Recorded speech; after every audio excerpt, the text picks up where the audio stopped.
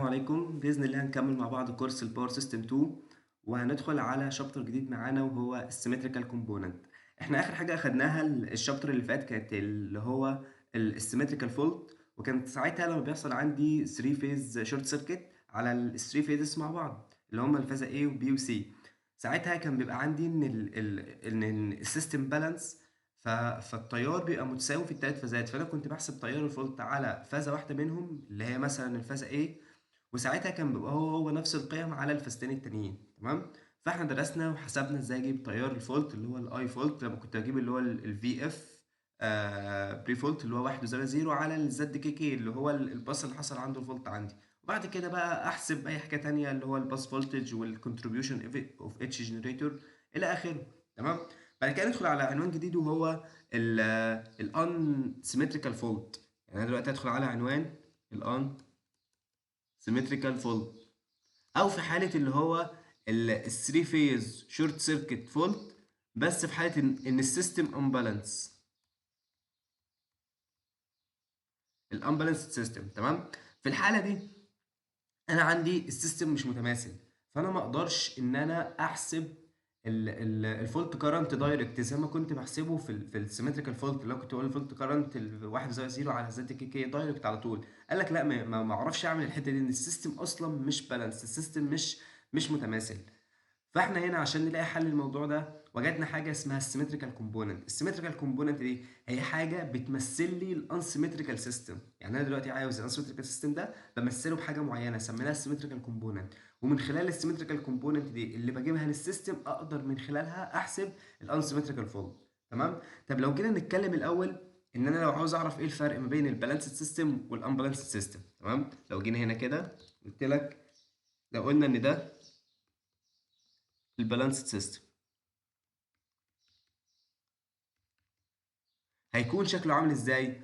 قال لك اول حاجه، طبعا في ايه هنا، اول حاجه انا عندي دلوقتي في البالانس سيستم المفروض ان انا عندي قيمه الفولت كماجنتيود متساويه، كمان الزوايا ما بين كل فازه والتانيه بتكون متساويه برضو. بمعنى انا دلوقتي قلت ده المحور اللي عندي، فانا عندي ده كده، لو قلت ان ده كده اللي هو الفي اي ان، وعندي المحور التاني كده اللي هو الفي بي ان، وعندي المحور التالت كده اللي هو الفي سي ان.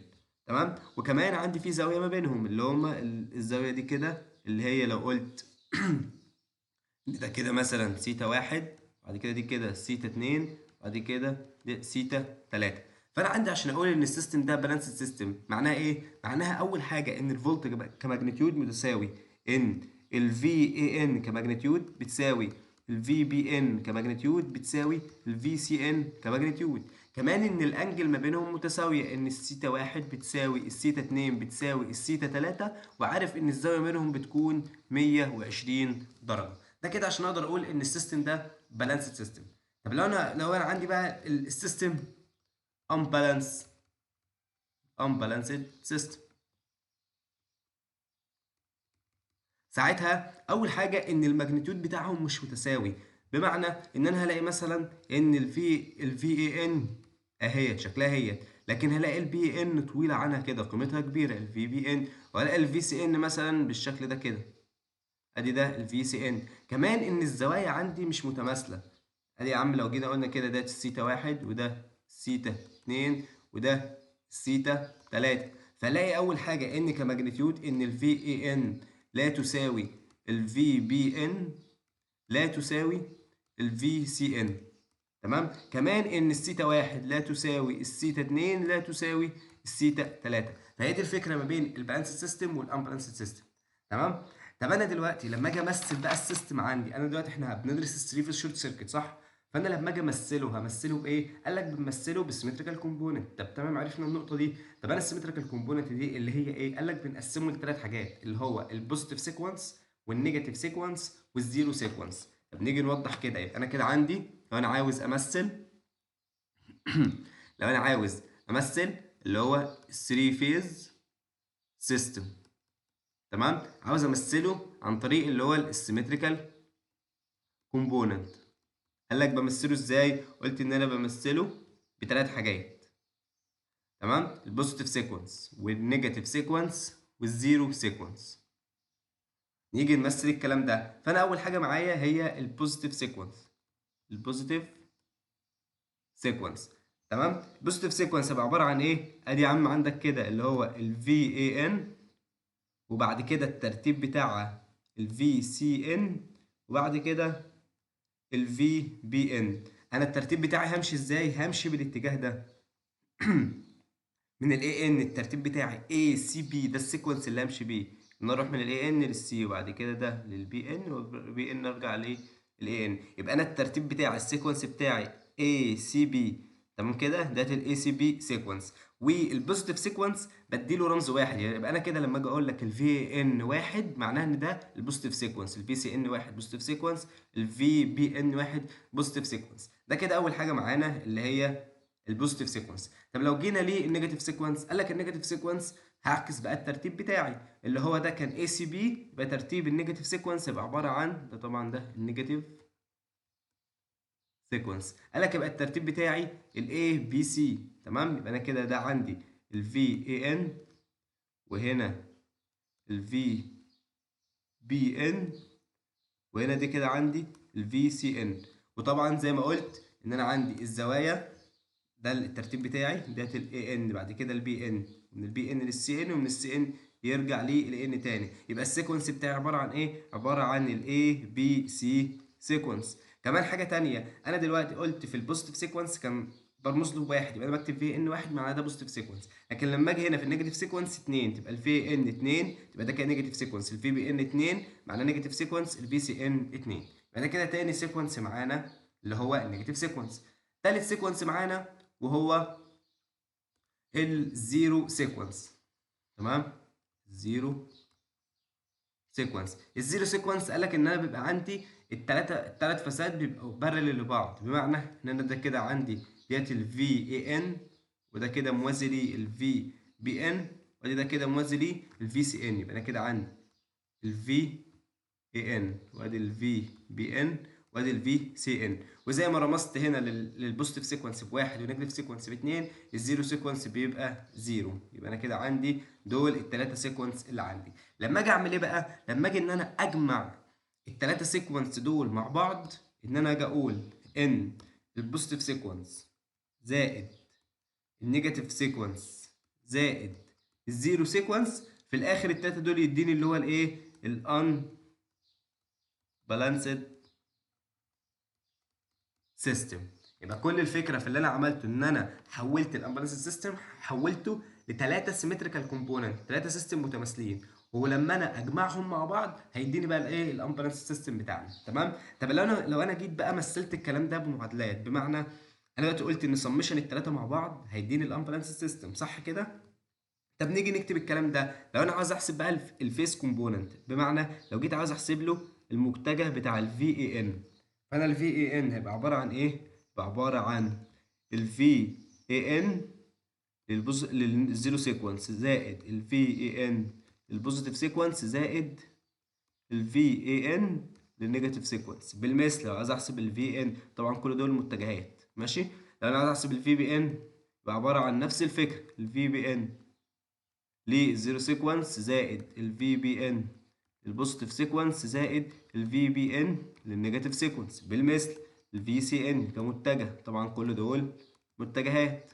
تمام. الفي سي ان كمتجه عباره عن ايه؟ الفي سي ان زيرو سيكونس زائد الفي سي ان بوزيتيف سيكونس زائد الفي سي ان نيجاتيف سيكونس.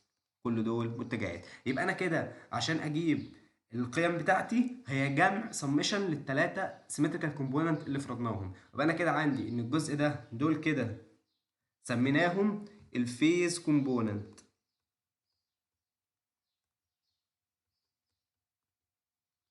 وكده والجزء ده كده دول سميناهم السيمتريكال كومبوننت. سيمتريكال كومبوننت. تمام. طب انا في الاخر انا برضو امثل السيستم ده ازاي؟ انا دلوقتي اللي احنا اخدناه في الشباتر اللي فاتت، انا دلوقتي بيبقى عندي نتورك، والنتورك دي مش عباره عن باص واحد، هي اكتر من باص، صح كده؟ فكنت بمثلها بماتريكس عشان اعبر عن النتورك كلها بشكل عام. فاحنا ده اللي عاوزين نوصل له. انا عاوز اوصل بقى الماتريكس للجهد وماتريكس للتيار، اقدر احسب منها الفيس كومبوننت والسيمتريكال كومبوننت.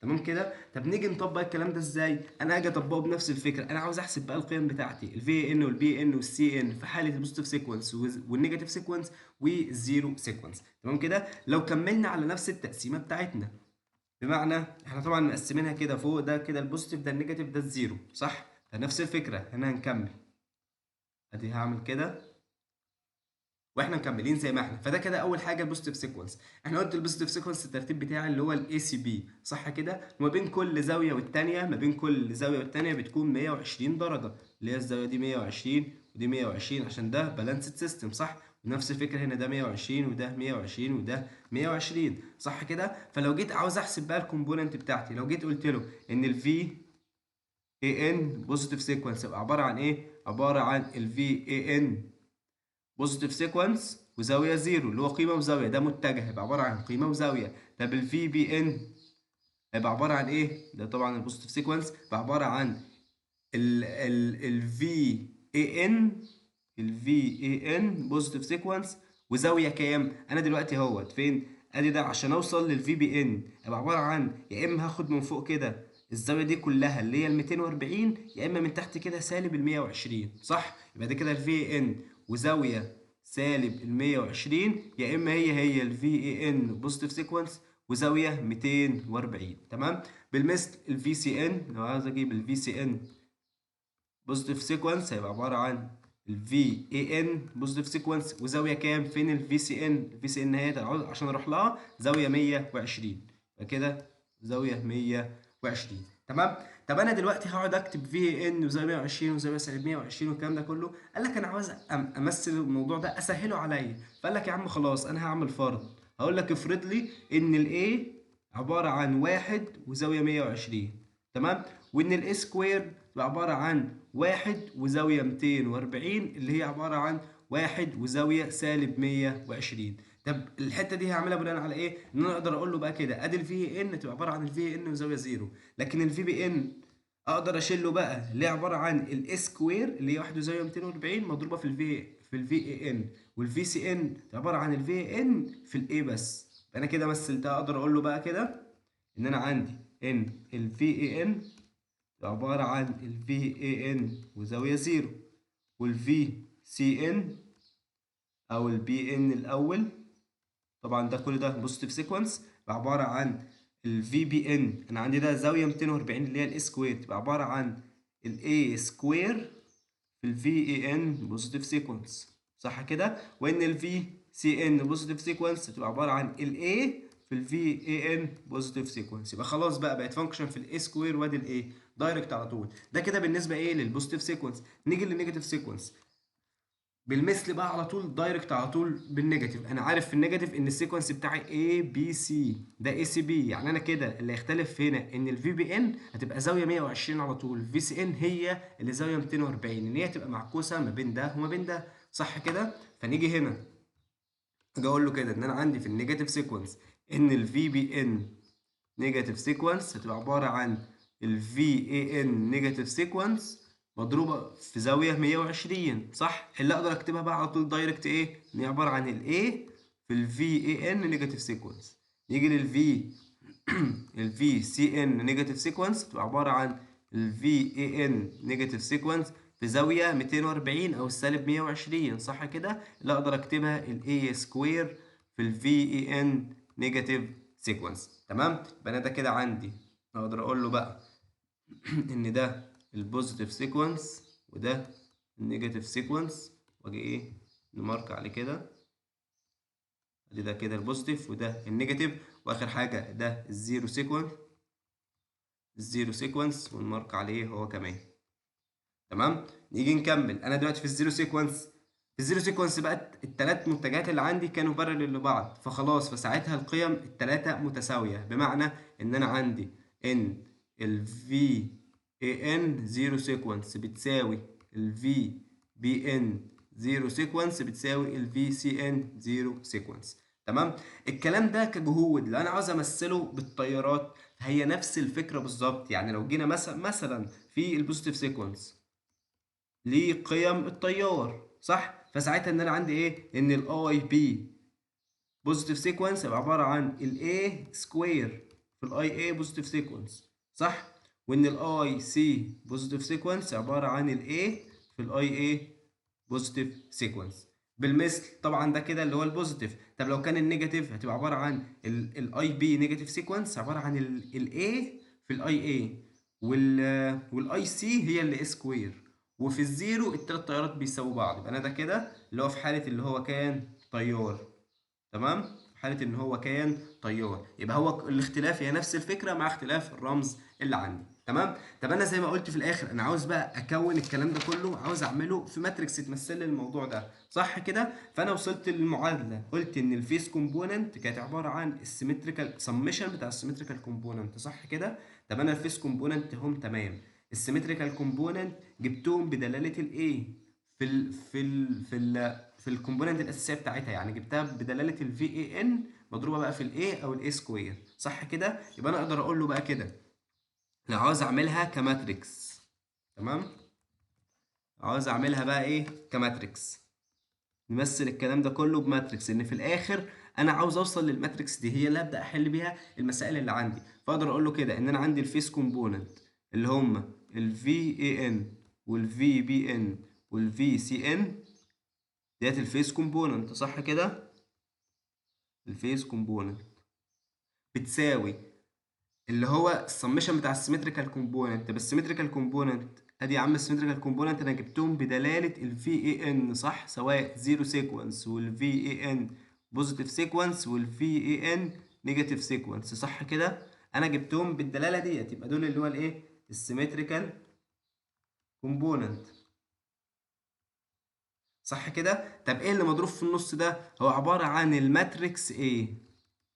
الماتريكس ايه؟ مين هي الماتريكس ايه؟ هي اصلا ال الرمز اللي احنا فرضناه هنا ده هو اللي هيمثل لي الماتريكس بتاعتي. تمام، يبقى انا عندي تبقى الماتريكس كام في كام؟ هتبقى 3 في 3. فانا دلوقتي اول حاجه بالنسبه للزيرو سيكونس كانت 3 متساويين مع بعض، صح؟ فالفاكتور اللي مضروب معايا هنا هو واحد، فانا يبقى انا كده عندي ده واحد وده واحد وده واحد، والصف بيمثل العمود فتبقى ده واحد وده واحد. بعد كده الفي اي ان بوزيتيف سيكونس بدلاله البي ان والسي ان. في البوزيتيف سيكونس البي ان كانت عباره عن ايه؟ البي ان كانت عباره عن اي سكوير، والسي ان كانت عباره عن ايه، صح؟ يبقى انا كده عندي البي ان كانت الاي سكوير والسي ان عباره كانت الاي، والفي اي ان نيجاتيف سيكونس عكس البوزيتيف سيكونس، يبقى ده الاي وهي ده اللي هي الاي سكوير. يبقى ده كده الماتريكس بتاعتي بتاع ان الفيس كومبوننت بتساوي ماتريكس الاي مضروبه في السيمتريكال كومبوننت. يبقى هو كده لما يجي قدام يطلب مني الجهود اللي عندي اللي هي الفيس كومبوننت، فانا عندي الفيس كومبوننت بتساوي ماتريكس الاي في الكلام ده، هيبقى عندي البوزيتيف والنيجاتيف والزيرو حاسبهم، فاضرب ده في ده اجيب له الفيس كومبوننت على طول.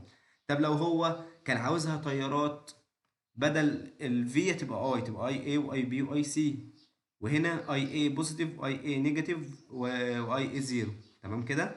طب لو هو عاوز يعكس بقى، لو هو عاوز يجيب السيمتريكال كومبوننت نفسها بدلاله الفيس كومبوننت، انا عارف ان ده 3 فيس سيستم، صح كده؟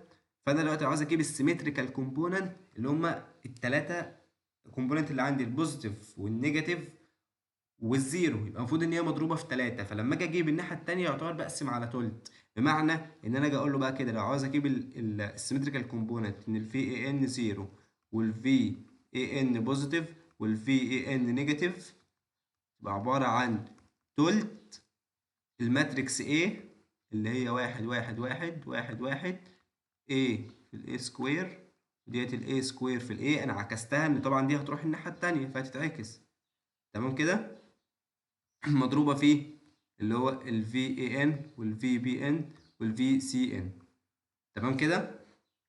يبقى انا كده لو عاوز احسب، لو هو قال لي كده احسب لي السيمتريكال كومبوننت، السيمتريكال كومبوننت. تمام، يبقى انا كده عندي ماتريكس الجهد في حياتي اللي هو لو عاوز اجيب الفيس كومبوننت، والماتريكس في حياتي السيمتريكال كومبوننت. المفروض ان انا هجيب الماتريكس ايه هعكسها الناحيه التانيه، هجيب الانفرس ليها، فالانفرس من خلالها هيطلع لي التلت ده. تمام، يبقى انا كده الماتريكس ايه لما اجي اجيبها محتاج اجيب ليها الانفرس، صح؟ ما أنا هنا ده كده انا عاوز اجيب السيمتريكال كومبوننت لوحدها، فالماتريكس ايه هوديها الناحيه التانيه بالانفرس بتاعها، فلما احسبها هيطلع يعني ان هي فيها تلت وكده.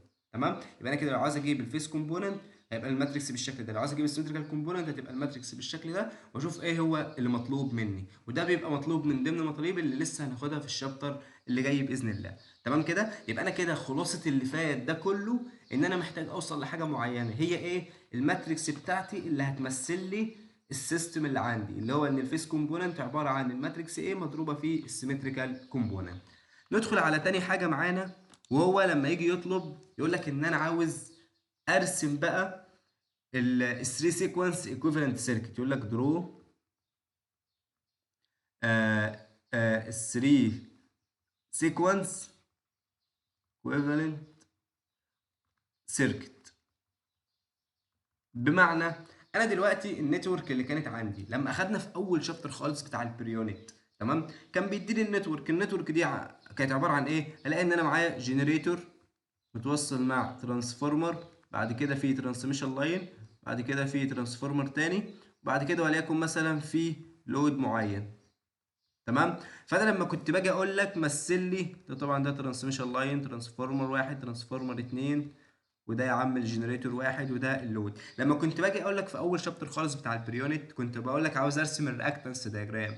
فلما كنت بمثل الرياكتنس دايجرام لحاجه زي كده كنت بجيبها ازاي؟ كنت بقول لك يا عم ان انت الجنريتور ده ليه الاكس جنريتور وليه بطاريه، صح كده؟ مسطره الارض ديت الايه؟ الجي اكس جنريتور. واجي بعد كده الترانسفورمر كان ليه الجي اكس ترانس، صح؟ بعد كده الترانسميشن لاين اللي هو الجي اكس ترانسميشن لاين. بعد كده الترانسفورمر التاني اللي هو الجي اكس ترانسميشن ترانسفورمر اتنين. وبعد كده اللود بشوف هو ستار ولا دلتا، واجيب له الزد بتاعتي اللي هي كانت بتبقى زد ستار. تمام كده؟ وبقى انا كده مثلت له الرياكتنس دايجرام، واجي اقول له بقى ان الاكس نيو كانت عباره عن الاكس اولد في الفي بيز اولد على الفي بيز نيو كل سكوير، مضروبه فيه الاس بيز نيو على الاس بيز اولد. تمام كده؟ فده اللي كنت بجيبه واجيب له القيم بتاعتي اللي كنت بعملها في اول شابتر خالص بتاع البريونت، اللي هو اول فيديو معانا خالص في الكورس، وهو كان اللي هو الايه؟ البريونت سيستم. تمام. بالمثل هنا بقى انا محتاج ان انا اعمل الكلام ده، محتاج ان انا احول السيستم بتاعي، هيجيب لي النتورك زي كده وهيحصل عليها انسيمتريكال فولت، فمحتاج ان انا احولها ل اللي هو السيمتريكال كومبوننت، صح كده؟ فالسيمتريكال كومبوننت قلت ان انا عندي بوزيتيف سيكونس ونيجاتيف سيكونس وزيرو سيكونس، فمحتاج ان انا احول الكلام ده بقى، احوله من نتورك كده احوله لرياكتنس دايجرام. فانا هحول ازاي؟ يبقى انا محتاج اعرف كل اليمنت في النتورك عندي، كل اليمنت زي الجنريتور مثلا، الترانسفورمر، الترانسميشن لاين، لو عندي لود، الكلام ده هيتحول ازاي لايكوفالنت سيركت. تمام كده؟ فنبدا بقى ايه؟ ندرس الكلام ده ان انا محتاج احوله. هنبدا ناخد بقى عندي كل اليمنت والتحويل بتاعه هيكون عامل ازاي. فنيجي اول حاجه معانا، لو كده قلت ان ده كده الاليمنت بتاعي،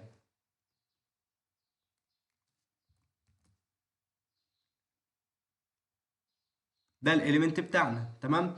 بعد كده اول حاجه هنا اللي هي البوزيتيف سيكونس، تاني حاجه النيجاتيف سيكونس، تالت حاجه الزيرو سيكونس. الشكل عندي هيكون عامل ازاي؟ فلو جينا مسكنا اول حاجه معايا، وهي قلت ان انا لو عندي جنريتور او موتور، ساعتها الشكل هيكون عامل ازاي؟ في البوزيتيف سيكونس انا عندي بمثله زي ما كنا بنمثله في الرياكتنس دايجرام، هيبقى عباره عن الجي اكس جنريتور ومعاها مصدر الجهد بتاعي. يبقى انا كده جنريتور او موتور يبقى عباره عن ايه؟ عباره عن الجي اكس جنريتور مع البطاريه.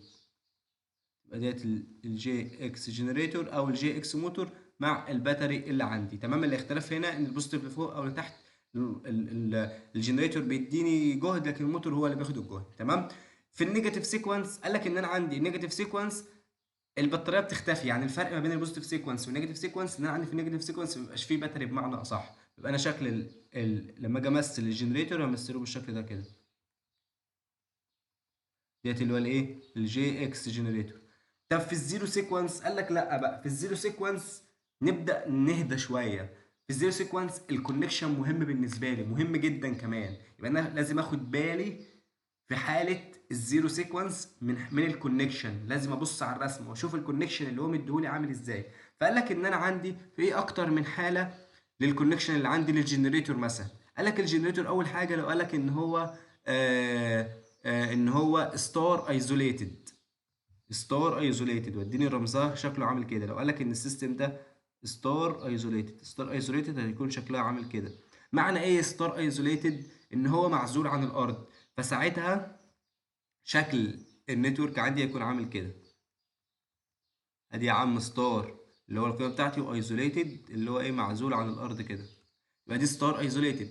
طب ايه الحاله التانيه؟ قال لك يا اما ستار ايرسد او ايرسد ستار اللي هو يكون شكله عامل كده، الشكل ده كده اللي هو عند الستار ومتوصل بالارض، اللي هو يكون شكله عامل كده. ادي يا عم الجي وبعد كده متوصل بالارض.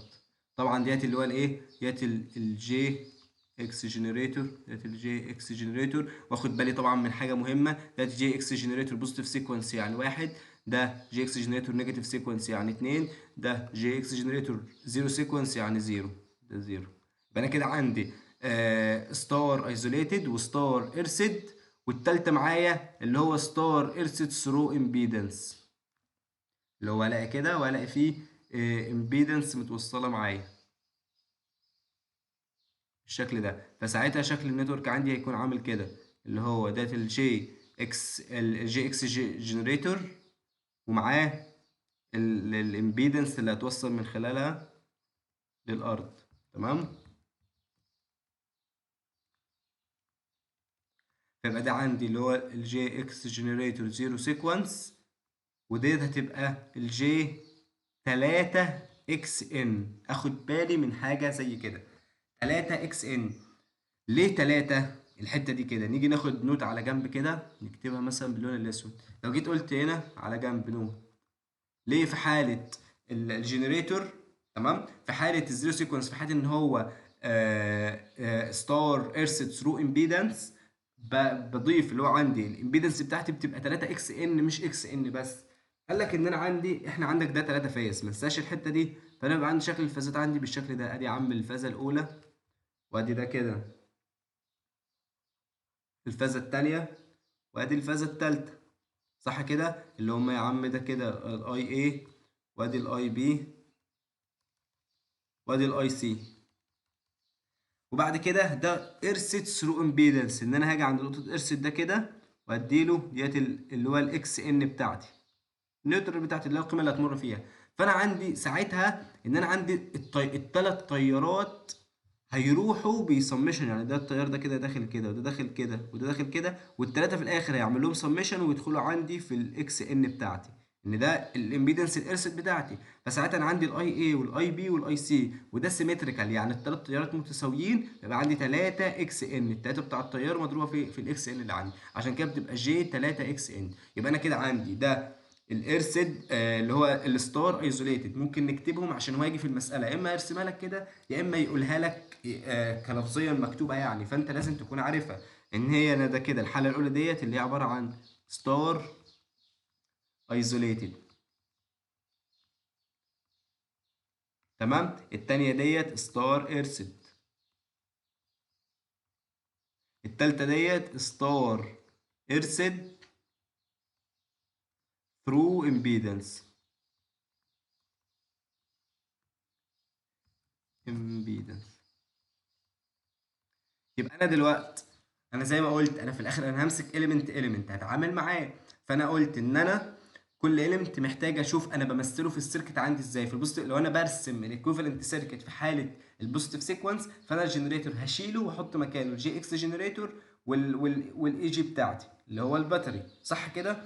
طب لو هو في حاله ان هو نيجاتيف سيكونس، فخلاص الجي اكس جنريتور نيجاتيف سيكونس. لو زيرو سيكونس قال لك لا انا لازم ابص على الكونكشن الاول. فانا عندي يا اما عندي ثلاث حالات، يا اما كان ستار ايزوليتد، يا اما ستار ارسد، يا اما ستار ارسد ثرو امبيدنس. ده كده اول اليمنت معانا وهو الجنريتور. لو جينا دخلنا على تاني اليمنت معانا، نيجي ايه،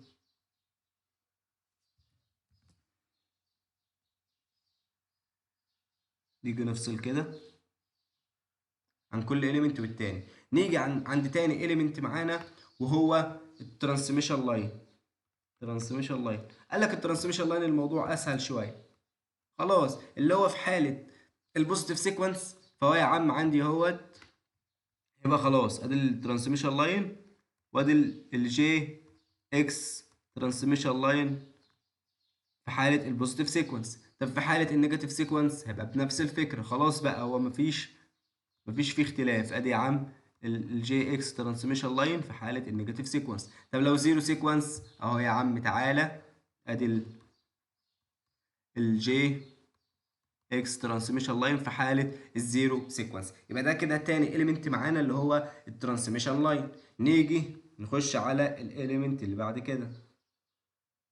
نيجي على الاليمنت اللي بعد كده اللي هو يجي يقول لك ايه، اللي هو مثلا لو انا عندي لود، فاللود زي الترانسميشن لاين مفيش فيه مشكله لو انا عندي فيه لود. تمام. فاللود خلاص بقى هي نفس الفكره، ما فيش فيها اختلاف. هو الكونكشن بتاعي بيفرق في الجنريتور والموتور وبيفرق في الترانسفورمر اللي لسه هنجيله. فدلوقتي كده عندي اللود يا عم اهوت ادي ده كده، ادي الزد فيز اللي عندي ده في حاله البوزيتيف سيكونس. وبعد كده بالمثل هيبقى في حالة النيجاتيف سيكونس، وبالمثل في حالة الزيرو سيكونس. تمام كده. نيجي نفصل عندنا، نخش على آخر حاجة معانا وهو الترانسفورمر. الترانسفورمر موضوعه كبير شويه. ليه؟ ان انا عندي اصلا في برايمري وفي سكندري، فساعتها الموضوع هيختلف. انا عندي في برايمري وسكندري، والبرايمري ليه كونكشن والسكندري ليه كونكشن بتاعه، صح؟ فلازم اوضح الكلام ده. فنيجي اول حاجه في حاله البوزيتيف سيكونس زي ما احنا عارفين اللي هو الموضوع عادي. ادي يا عم اهوت، وادي الجي اكس ترانسفورمر، ادي الجي اكس ترانسفورمر وده بوزيتيف سيكونس. بعد كده لما اجي للنيجاتيف سيكونس ادي بنفس الطريقه، ادي يا عم اهوت همثله بيه الجي اكس ترانسفورمر، وادي ده اللي هو النيجاتيف سيكونس. نيجي للزيرو سيكونس، ساعتها بقى الكونكشن بتاعي اللي هيختلف. فانا عندي اكتر من كونكشن واكتر من توصيله، محتاج ان انا افهمها واتعامل معاها واشوف شكلها هيكون عامل معايا ازاي. احنا هندرس مجموعه احتمالات. تمام كده. يبقى انا هاجي في اللون البني ده احنا بنكتب بقى ايه الزيرو سيكونس، والزيرو سيكونس هي الكونكشن بتاعها بيفرق معايا. فانا اجي كده في الترانسفورمر اجي اقول له ده كده اللي هو الايه الزيرو سيكونس. انا اعملها لتحت كده عشان عندي اكتر من حاله فانا عاوز اوضحهم. تمام. لو جينا الحاله الاولى قلت له ان الترانسفورمر، انا عارف ان الترانسفورمر كده ليه برايمري وليه سكندري. فلو قلت لك مثلا الترانسفورمر ده كان البرايمري بتاعه ستار ايرسد، تمام، والسكندري بتاعه ستار ايسوليتد. دي حاله. الحاله الثانيه لو ستار ايرسد وهنا ده ستار ايرسد برضه برايمري وسكندري. الحاله الثالثه مثلا لو ده ستار ايرسد وده دلتا. الحاله الرابعه لو ده دلتا وده دلتا. الحاله الخامسه لو ده ستار ايرسد ثرو امبيدنس، تمام، وده ستار ايرسد ثرو امبيدنس. طب لو جه مثلا قلت لك ان ده ستار ايرسد ثرو امبيدنس وده دلتا، يبقى ده كده اغلب الحالات اللي ممكن يجيبها لي، وانا خلاص بقى انا هفهم الفكره العامه واقدر اطبقها. انا دلوقتي لو جيت هنا قلت له ستار ايرسد، انا دلوقتي عندي اصلا في الاساس في هوت يا عم كده دلوقتي اللي هو الايه الجي اكس ترانسفورمر للزيرو سيكونس. تمام. اللي هيختلف يمينها وشمالها بقى اللي هو الكونكشن بتاعي. انا اصلا هنا في الجنريتور كنت بنزل الجي اكس جنريتور، كان الاختلاف في ايه؟ لو ايزوليتد سبتها دايره مفتوحه، لو ارسد ستار ارسد على طول فكنت بستغرب الارضي على طول، لو ثرو امبيدنس فكنت بضيف له امبيدنس وكنت بقول ان هي قيمتها جي 3 اكس ان، وعرفنا ليه 3 اكس ان مش اكس ان بس. تمام كده. فهنا نفس الفكره. انا دلوقتي عندي اول حاجه الجنب اليمين ده، الجنب اليمين الشمال اللي هو البرايمري، لو قلت ان ده البرايمري وده السكندري.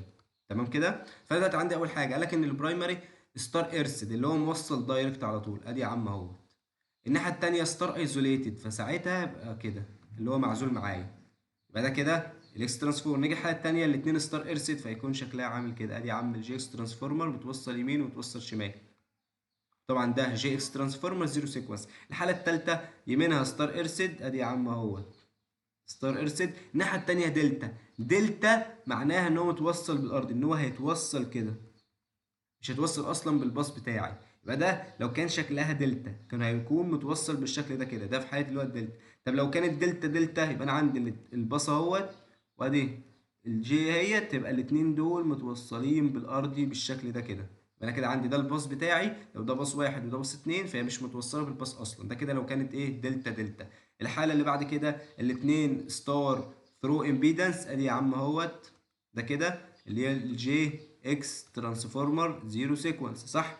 فانت عندك البرايمري ثرو امبيدنس، ادي الامبيدنس بتاعتي، والسكندري ثرو امبيدنس، ادي الامبيدنس بتاعتي، صح كده؟ فهقول له بقى ان ديت جي 3 اكس ان وديت الجي 3 اكس ان، ان كل واحده فيهم، وطبعا ما ننساش ان ده زيرو سيكونس ده زيرو سيكونس. اخر حاجه اللي هو ادي يا عم الترانسفورمر بتاعي البرايمري ستار ارث ثرو امبيدنس، ادي عامل امبيدنس جي 3 اكس ان، تمام؟ والناحيه التانيه دلتا اللي هي تبقى متوصله بالارض اللي هنا، وادي الباص بتاعي. يبقى ده كده الحالات المختلفه اللي ممكن تجي لي في حاله اللي هو الايه الترانسفورمر. يبقى انا كده عندي قسمت الاليمنتس اللي عندي في النتورك اللي موجوده، ان انا عندي يا اما بوزيتيف سيكونس، نيجاتيف سيكونس، زيرو سيكونس. وده الاليمنت، قلت اول اليمنت معايا لو كان ايه، لو كان جنريتور او موتور، تمام كده، ومثلت كل واحده فيه. بعد كده لو كان عندي ترانسميشن لاين فيكون شكله عامل كده. بعد كده لو كان عندي لود فخلاص اللود ثابت. اخر حاجه الترانسفورمر، وهو كان الاختلاف بتاعي في حاله الزيرو سيكونس ان انا عندي اكتر من حاله بوضحها، وعلى حسب المساله هو يقول لي بقى ستار ايرسد ولا ستار ايزوليتد ولا ايرسد ثرو امبيدنس، ويديني قيمه الامبيدنس بتاعتي. انا كده مثلت الدايره اللي عندي، صح كده؟ عرفت كل حاجه همثلها ازاي.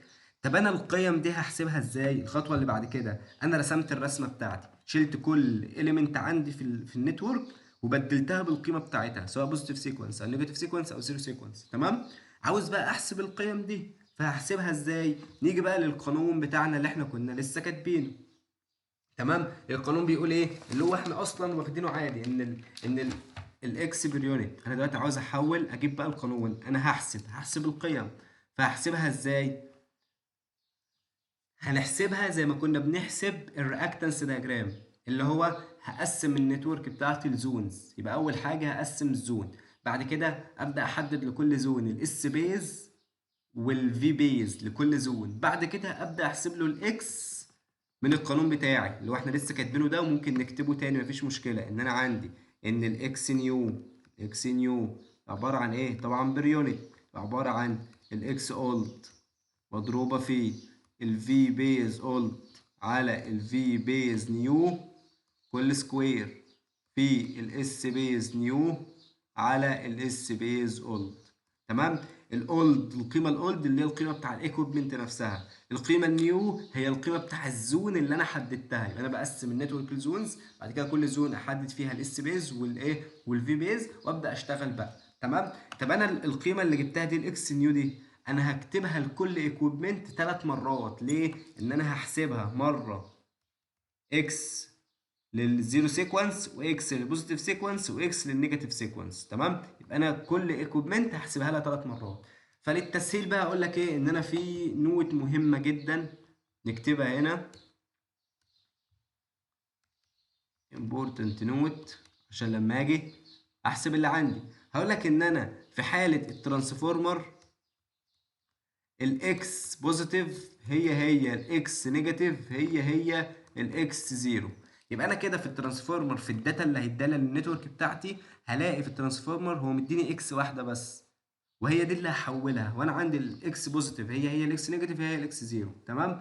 طب لو جينا للجنريتور قال لك ان الجنريتور ان الاكس بوزيتيف هي بتساوي الاكس نيجاتيف، والاكس زيرو لها قيمه مختلفه. يبقى انا كده في الجنريتور الداتا اللي هيديها لي على النتورك بتاعتي هلاقي مديني 2 اكس، اللي هي اكس بوزيتيف او نيجاتيف، او ممكن يسميها اكس دي دبل داش اللي هي الترانزيانت، والاكس زيرو لازم يديني 2 اكس، وهم دول اللي هحولهم احسب لهم الاكس نيو، تمام كده؟ يبقى انا لازم يكون عندي 2 اكس، اللي هو اكس واحد اللي بتساوي اكس 2 والاكس زيرو هيديهم لي، تمام؟ طب لو جينا للترانسميشن لاين قال لك في الترانسميشن لاين الاكس واحد بتساوي اكس 2 برضه، اللي هو ان انا عندي البوزيتيف بيساوي النيجاتيف، تمام كده؟ والاكس زيرو يا اما هيديها لي جيفن بقيمه معينه، يا اما لو هي كانت نوت جيفن فهفرض له ان الاكس زيرو اللي هي الزيرو سيكونس عباره عن 3 اكس بوزيتيف سيكونس. يبقى انا كده في الحاله دي بستخدمها امتى؟ اللي هو if not given، لو هو مش مديني الاكس زيرو سيكونس بكام. يبقى احنا كده شرحنا الشرح كله، وعرفنا الستبس بتاعتنا الخطوات لما اجي احل المساله او على السيمتريكال كومبوننت. هيبقى المساله تبقى ماشيه ازاي؟ هو يديني نتورك عاديه تمام كده، هعمل منها ايه اللي احنا مطالبين بيه دلوقتي، اللي هو اول مطلوب معانا كسيمتريكال كومبوننت، هيديني نتورك عاديه، هقسمها لزونز واحدد الاس بيز والفي بيز بتاع كل زون تمام كده، واتاكد ان القيم عندي كلها باليونت. بعد كده ابدا ان انا احسب القيم بتاعتي، ان انا هحسب له الاكس نيو بير يونت لكل ايكويبمنت عندي، ترانسفورمر، جنريتور، ترانسميشن لاين، لو لود احسب له الاكس نيو، وهحسب الاكس زيرو سيكونس وبوزيتيف سيكونس ونيجاتيف سيكونس تمام كده. بعد ما حسبتهم هلاقي ان هو طالب مني يقول لي ارسم لي ال 3 سيكونس ايكويفالنت سيركت، او ان هو يحدد ايكويفالنت سيركت معينه، يعني يا اما يقول لي ارسم لي البوزيتيف سيكونس، او يرسم لي النيجاتيف سيكونس، او يرسم لي الزيرو سيكونس، يحدد واحده معينه، او يقول لي ارسم الثلاثه تمام كده. دي الخطوه رقم 3. الخطوه اللي بعد كده ان هو يقول لك بقى ايه، كونستراكت الزد ماتريكس. وطبعا هنا عشان اعمل كونستراكت للزد ماتريكس هنعمل لها كونستراكت بالستيب باي ستيب، طريقه الستيب باي ستيب ان انا همسك كل اليمنت وبعد كده ازود اليمنت تاني واليمنت تالت، الطريقه اللي اخدناها العاديه تمام كده. طب بجيب الزد ليه؟ عشان طبعا كنت عارف من الشابتر اللي فات في السيمتريكال فولت انا كنت بحتاج الزد كي كي اللي هي الزد اللي حصل عندها الفولت. طب يبقى انا كده لازم عندي اصلا يبقى الزد ماتريكس معايا، عشان لو طلب الفولت ساعتها هحتاجها بقى، اللي هو اصلا الشابتر اللي جاي بعد كده اللي هو الانسيمتريكال فولت بقى، الكالكوليشنز بتاعته هي مترتبه على الخطوه اللي قبلها، مترتبه على الزد الماتريكس اللي هنحسبها تمام. طب نيجي بقى ايه، احنا كده اتكلمنا كتير، نيجي نشوف مثال على الكلام ده تمام. لو جيت بقى مثال نوضح منه الكلام ده كله، وهو هيجيب لنا الاخر بقى خلاص تمام. نيجي نعمل ايه، نقول لك ان انا عندي اكزامبل بالشكل ده، جايب لي ان هو نتورك عندي جنريتور واحد تمام متوصل بيه ترانسفورمر، ترانسفورمر واحد تمام، ترانسفورمر واحد ده متوصل على الباص. بعد كده في ترانسميشن لاين هنا اللي هو هنسميه ترانسميشن لاين واحد تمام. وده كده باص تلاتة، لو جينا سمينا بقى الباصات اللي عندي، ده كده باص واحد، ده باص اتنين، ده باص تلاتة. بعد كده في هنا ترانسفورمر تاني اللي هو ترانسفورمر اتنين ماشي. بعد كده في جنريتور متوصل هنا تاني، جنريتور اتنين، وده كده جنريتور واحد تمام. بعد كده لقيت ان انا عندي جه هنا كده وقال لك ان انا عندي فيه ترانسميشن لاين تاني توصل تحت كده بباص رقم أربعة، ده كده ترانسميشن لاين اتنين، ده الباص رقم أربعة، وسميت ده الباص رقم خمسة تمام. من الباص رقم أربعة نزلته على ترانسفورمر تلاتة، ترانسفورمر تلاتة تمام. ترانسفورمر تلاتة ده متوصل، مفيش الباص ده ترانسفورمر تلاتة متوصل على الجنريتور رقم تلاتة بالشكل ده كده. يبقى ده كده النتورك بتاعتي تمام. بعد كده هيبدأ يديني الداتا، ده ترانسميشن لاين واحد، ده ترانسميشن لاين اتنين، ده كل حاجه. بعد كده هيبقى مديني في المساله الداتا بتاع كل ايكويبمنت عندي تمام كده. فهو انا هاجي اكتب له بقى الداتا هنا، نكتبها بلون تاني مثلا عشان ما نبوظش الدنيا. الجنريتور واحد قايل لي ان هو ستار ارسد تمام كده، وقايل لي ان هو الاس بتاعته بال 100 ميجا فولت امبير، هيديني الداتا في المساله، انا هنا بنقلها على الرسم على طول، و11 كيلو فولت تمام. وقال لي ان الاكس دي دبل داش اللي هي بتساوي الاكس 2 بتساوي 2 من 10، وان الاكس 0 بتساوي 5 من 100. يبقى انا كده خلاص انا هنا عرفت ان هو في الجنريتور هيديني 2 اكس، لازم يديني 2 اكس، الاكس دي دبل داش اللي هي اصلا ان الاكس بوزيتيف بتساوي الاكس نيجاتيف، وهيديني الاكس 0 تمام كده. تبقى دي الداتا بتاع الجنريتور. اجري للترانسفورمر واحد، الترانسفورمر واحد قال لك ان هو الكونكشن بتاعه دلتا وستار ارسد تمام، والجهد بتاعه 11 على 220 كيلو فولت، وقال لك ان هو 120 ميجا فولت امبير تمام كده، وان الاكس بتاعته بتساوي 0.15. طب ليه هنا مديني اكس واحد؟ عشان قلت في الترانسفورمر ان الاكس بوزيتيف بتساوي اكس نيجاتيف بتساوي الاكس زيرو تمام كده. بعد كده نيجي للترانسميشن لاين هنا، قايل لك ان الاكس واحد بتاعته اللي هي بتساوي كده الاكس 2 بتساوي 40 اوم، وان الاكس زيرو ب 110 اوم تمام. الترانسميشن لاين 2 قال لك ان الاكس واحد ب 60 اوم، وان الاكس 0 ب 190 اوم. بعد كده ندخل على الترانسفورمر رقم 2، فهو الكونكشن هنا ده ستار ايزوليتد، الناحية التانية دلتا. الجهد بتاعه الجهد اللي هو 220 على 22 كيلو فولت. تمام كده. الميجا فولت امبير بتاعته 375 ميجا فولت امبير، والاكس بتاعته ب 0.15. رجعت على الجنريتور رقم 2، قال لك برضو ان هو ستار ايرسيد 300 ميجا فولت امبير، 22 كيلو فولت. الاكس دي دبل داش اللي هي الاكس واحد او الاكس اتنين 0.15، وان الاكس نود بيساوي 0.05. فين الداتا تاني؟ مين اللي ناقص تاني؟ الترانسفورمر اللي هنا والجنريتور ده. لو جينا الترانسفورمر ده، فالترانسفورمر ده 250 ميجا فولت امبير. الكونكشن بتاعه الناحيتين ستار ايرسد. تمام كده. الجهود بتاعه قال لك ان هو 220 على ال 11 كيلو فولت. تمام. وان الاكس بتاعته ب 0.15. نيجي لاخر حاجه، الجنريتور بتاعي جنريتور 3، لكن هو 200 ميجا فولت امبير. الكونكشن بتاعه قال لك ان هو ستار ثرو امبيدنس، يبقى لازم يديني الاكس ان بتاعتي. تمام كده. فقال لك ان ده 200 ميجا فولت امبير و11 كيلو فولت. فلاقيها بقى قايل ان الاكس دي دبل داش بتساوي 2 من 10، وان الاكس زيرو بتساوي 5 من 100. ولازم يديني الاكس ان بقى عشان ده ارسيت ثرو امبيدنس، ومديني الاكس ان بتاعتي ب 2 من 10. يبقى انا كده ده النتورك بتاعتي، اديني كل الداتا بتاعتي بتاع كل حاجه بتاع كل اليمنت.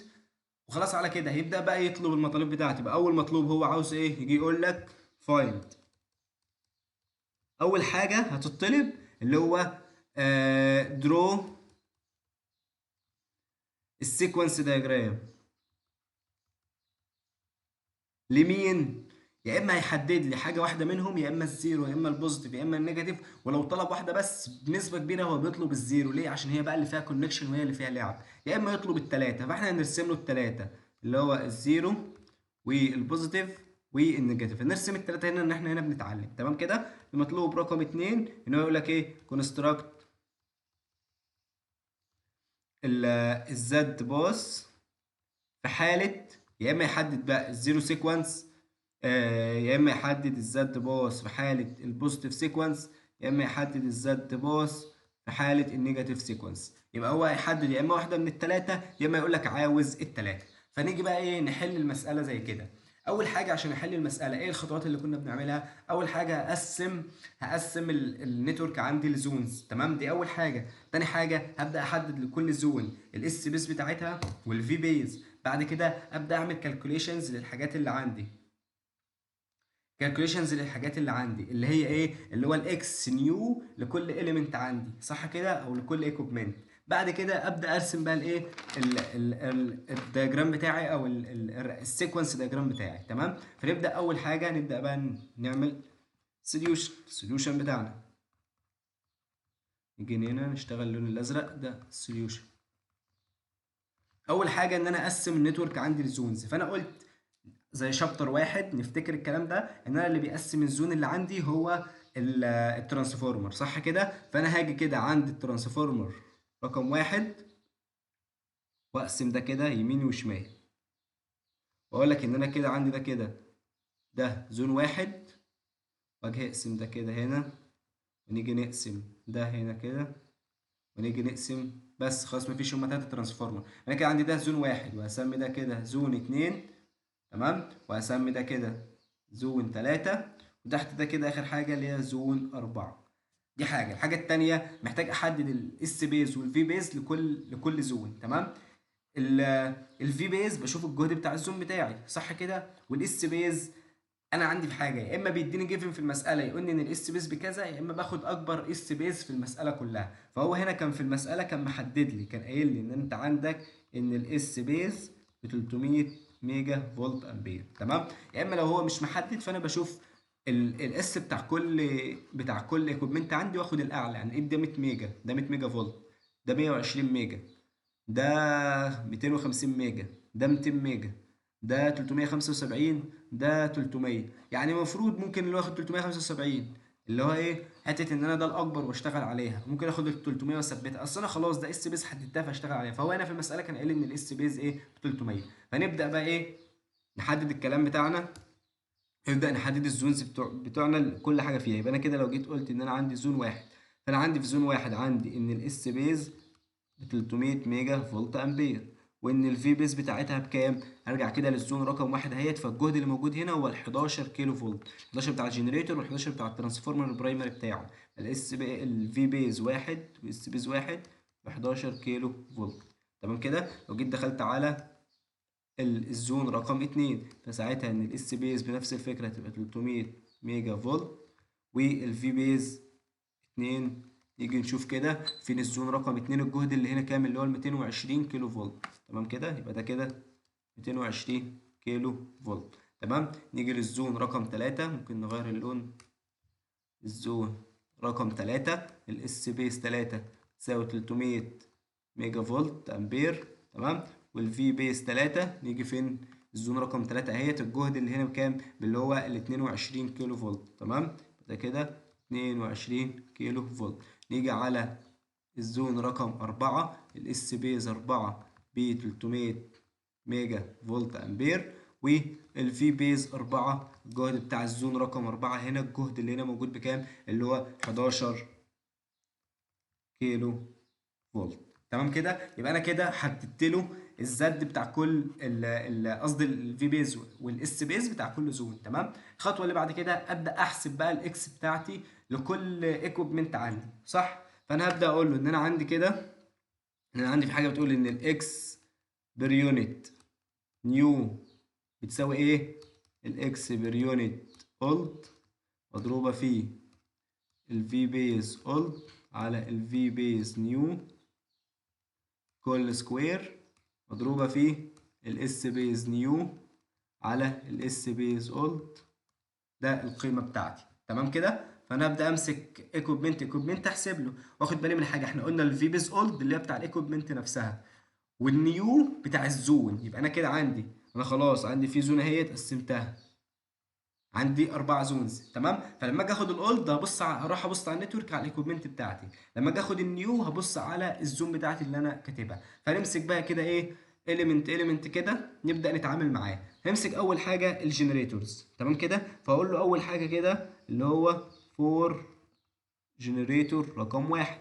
فالجنريتور رقم واحد انا عارف هيبقى مديني قيمتين للاكس، الاكس دي اللي هي البوزيتيف والنيجاتيف، والاكس زيرو. انا محتاج كده احسب له الاكس واحد والاكس اتنين اللي هما بيساووا بعض، وعاوز احسب له الاكس زيرو. تمام كده. فاجي الاكس واحد والاكس اتنين، هو مديني الاكس اولد ب 2 من 10. تمام. اللي هي القيمه اهي. انا بقى طبعا دي الرسمه قدامي فابدا اكتب على طول.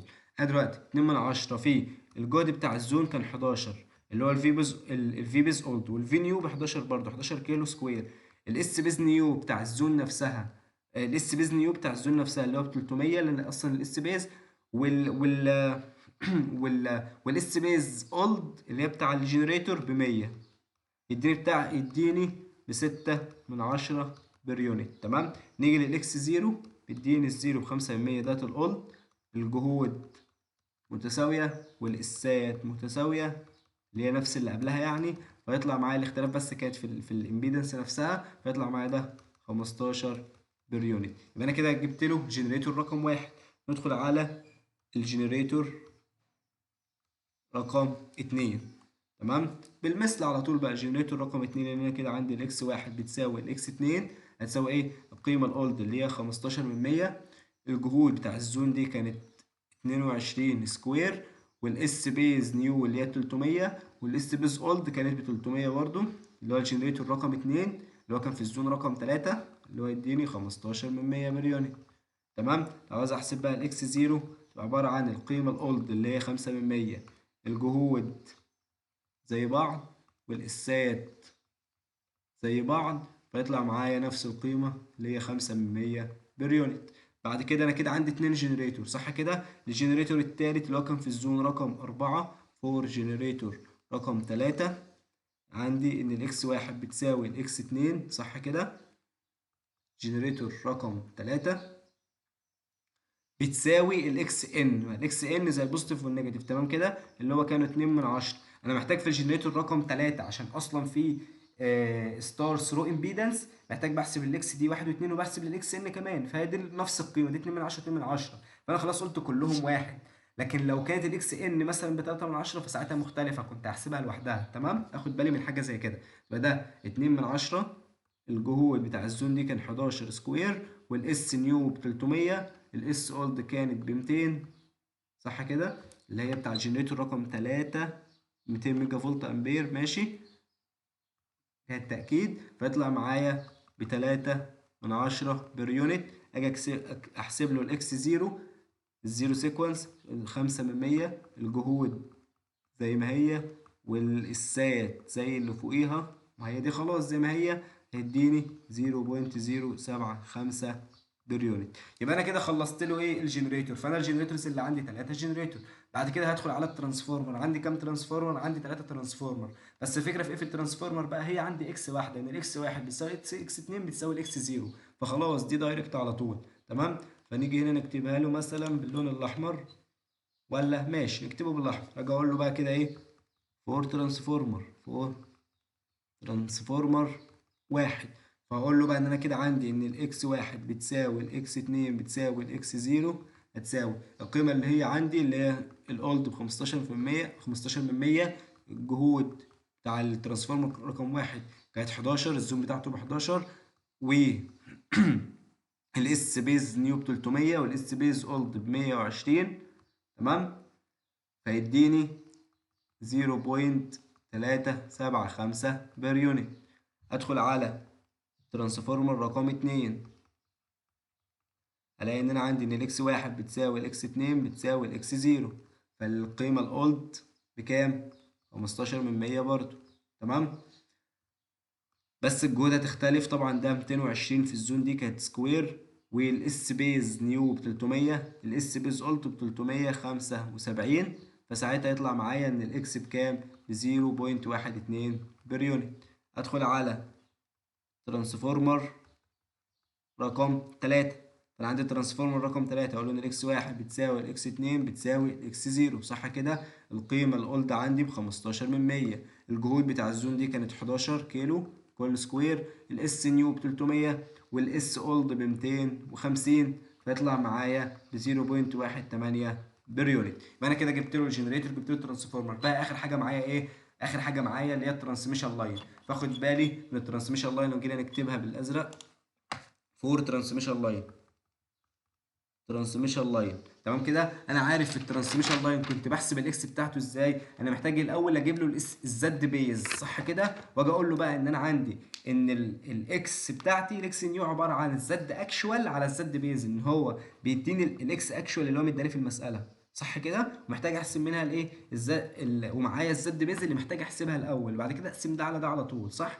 فلاقي ان انا عندي ترانسميشن لاين واحد وترانسميشن لاين اتنين، الاتنين موجودين في زون اتنين، يبقى انا كده محتاج احسب الزد بيز لزون اتنين وزد بيز لزون اتنين. بس ليه؟ ان هما الاتنين موجودين في زون اتنين. لكن لو كانوا موجودين في زون رقم واحده موجوده في زون رقم اتنين، واحده موجوده في زون رقم تلاته، فساعتها محتاج اجيب الزد بيز في زون رقم اتنين والزد بيز في زون رقم تلاته. يبقى نيجي هنا لو عاوز احسب له بقى في الترانسميشن لاين، انا عاوز احسب له الزد بيز في الزون رقم اتنين، هتبقى عبارة عن ايه؟ عبارة عن الفي بيز سكوير على الاس بيز، والاتنين دول في زون رقم اتنين. فالزون رقم اتنين الجهد بتاعي عندي ب 220 والاس بيز ب 300 في الزون رقم اتنين، فيطلع معايا الزد بيز ب 161.33 اوم.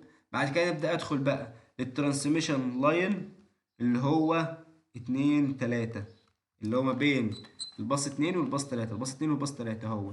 هاجي اجيب له اول حاجه، هاجي اقول له ان انت عندك كده ان الاكس واحد بتساوي الاكس 2، هتساوي اللي هو الاكس اكشوال على الاكس بيز، صح كده، او الاكشوال على الزد بيز. فانا عندي الاكشوال اللي هي كانت ب 40 والبيز ب 161.33، فيطلع معايا ب 0.248 بير يونت. تمام، عاوز اجيب له بقى الاكس 0، نفس الفكره، تبقى الاكشوال القيمه الاكشوال ب 110 والبيز ب 161.33، فيديني 0.68 بير يونت. ادخل على الترانسميشن لاين التاني اللي هو كان ما بين 2 و4، الباص 2 والباص 4 اهوت، الباص 2 والباص 4. تمام. ساعتها اقول له ان الاكس 1 بتساوي الاكس 2 بتساوي الاكشوال اللي هو ب 60 على البيز 161.33، فيديني 0.372 بير يونت. تمام. اجي احسب له الاكس زيرو سيكونس عباره عن الاكشوال 190 على 161.33 اللي هو البيز، فيديني 1.178 بير يونت. تمام كده. يبقى انا كده جبت له القيم بتاعتي كلها. صح. في اي حاجه تانية مجهوله؟ لا. نبدا بقى ايه؟ نرسم السيكونس دياجرام بتاعنا. عاوز يرسم الزيرو سيكونس والبوزيتيف سيكونس والنيجاتيف سيكونس. اخد بالي من حاجه مهمه وانا برسم في الزيرو سيكونس، لازم اهتم جدا جدا بالكونكشن بتاعي. تمام. هنبدا نرسم بقى. نيجي نخش على كده. اول حاجه معانا اللي هو الرسم. اول حاجه كانت معايا كانت الجنريتور. فانا في الزيرو سيكونس الجنريتور بمثله بالاكس جنريتور بتاعتي. صح كده. ادي يا عم الباص الاول. انا كده هرسم ايه؟ ديت اللي هو الزيرو سيكونس دايجرام. تمام. الزيرو سيكونس دايجرام. هبدا اول حاجه الجنريتور. ادي يا عم الباص اهوت. وابدا الجنريتور ليها الجي اكس جنريتور بتاعتي زيرو سيكونس. صح كده. وقال لك الكونكشن بتاعي كان ايه؟ قال لك ان الكونكشن هنا هو ستار ارسد. ستار ارسد يعني موصل دايركت بالارض. فخلاص يا عم. ادي تعالى ده كده خلصت منها. بعد كده الترانسفورمر. الترانسفورمر ده ادي عامل الجي اكس ترانس واحد. ادي يمينه وشماله. ابدا اشوف بقى يمينه وشماله الكونكشن كان عامل ازاي. فلقيت ان يمينه دلتا يعني ده متوصل بالارضي، وستار ارسد يعني موصل بالباص عادي دايركت على طول. فلان ده كده ده موصل بالارضي. تمام. وده موصل بالباص بتاعي اللي هو كان باص رقم 2. وده ده الباص رقم 1. صح.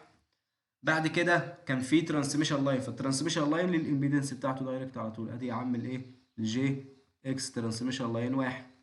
بعد كده متوصل بالباص رقم 3. بعد كده كان في ترانسفورمر تاني. صح. فالترانسفورمر رقم 2 ادي عامل ايه؟ الجي اكس ترانسفورمر 2. واجي ابدا اشوف يمينه وشماله.